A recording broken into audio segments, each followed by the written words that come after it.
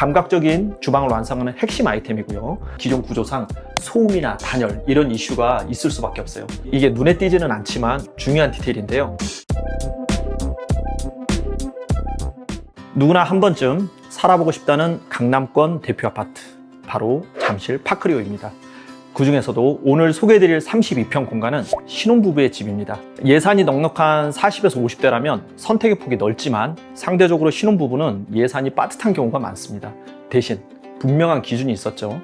실용적인 동선, 그리고 깔끔한 디자인, 확실한 취향. 그래서 불필요한 장식은 저희가 좀 줄이는 대신에 좋아하는 기능은 과감하게 선택하신 이 집을 저와 함께 하나씩 둘러보시겠습니다.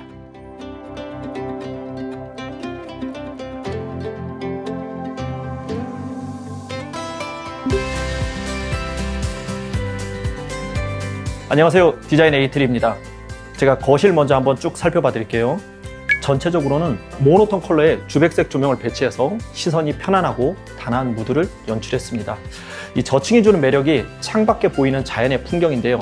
이걸 제대로 즐기기 위해서는 저희가 몇 가지 개선 사항이 필요했습니다. 기존의 몰딩은 모두 제거하고 투박한 등박스도 저희가 모두 철거했습니다. 그리고 천정부터 벽체까지 LG 디아망 제품으로 저희가 깔끔하게 시공했습니다. 바닥의 경우에는 기존의 온돌마루 대신 좀 더 큼직하고 고급스러운 강마루로 저희가 교체했고요. 천정 보시면 천정에는 간접 조명 박스와 실링팬, 그리고 세대 전체에 시스템 에어컨을 설치했는데요. 요즘 같은 폭염에는 정말 이건 선택이 아닙니다. 필수로 꼭 하시는 것을 추천드리고요. 이 집의 거실에 재미있는 공간 하나 소개해 드릴 텐데요. 지금 이 벽은 고객님의 취향이 가장 많이 반영된 공간입니다. 이 소파와 TV를 코너형 레이아웃으로 배치되게끔 구성했고요. 이제 반매립 구조로 설치될 TV는 이 식탁과의 동선까지 고려해서 가장 효율적인 위치로 잡았습니다. 거실 확장부는 기능적인 이슈가 있었던 공간입니다. 기존에 덧창 형태의 목창이 설치되어 있었고 그 위로 무거운 구조물까지 얹혀져 있어서 공간감이 굉장히 무겁고 답답했습니다.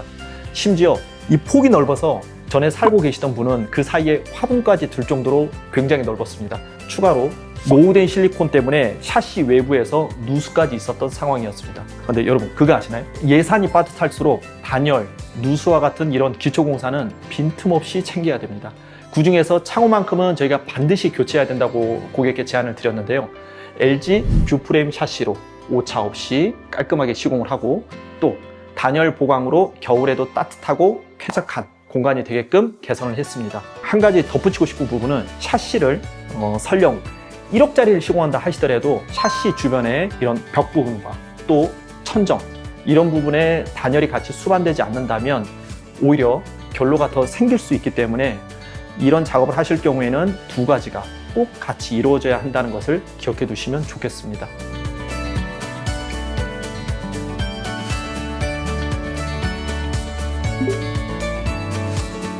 신혼부부의 로망을 담은 파크리오 32평에서 가장 극적인 변화가 있었던 공간은 바로 주방입니다.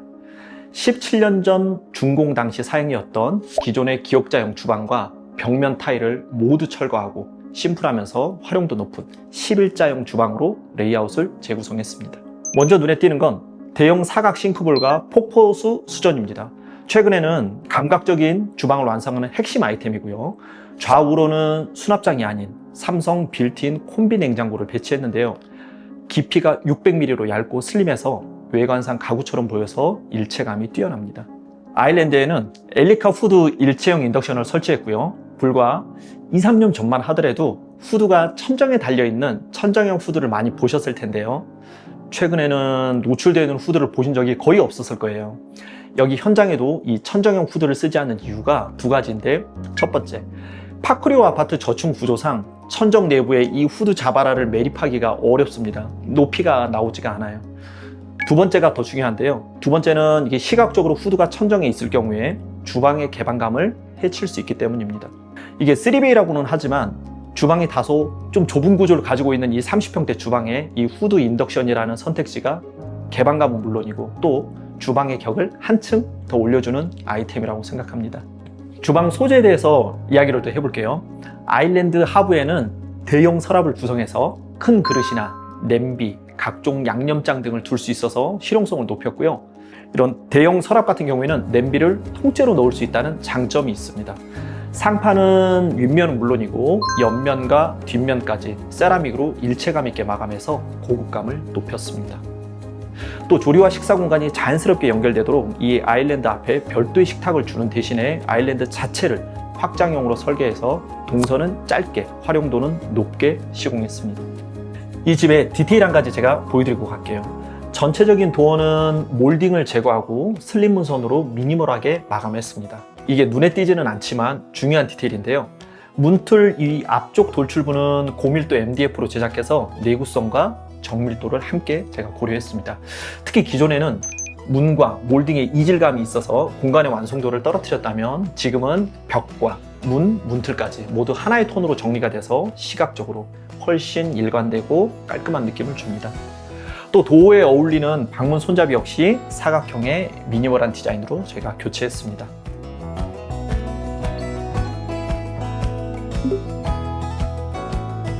원래는 마스터룸인 이 공간은 드레스룸으로 활용될 예정입니다.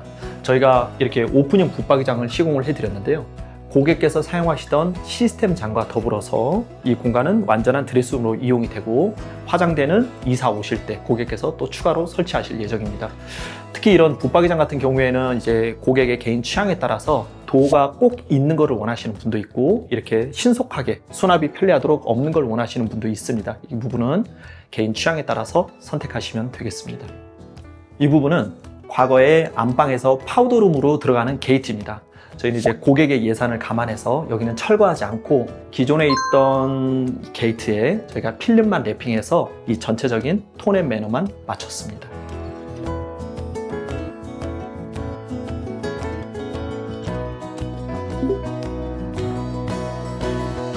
현관의 가장 큰 변화는 소재와 중문인데요.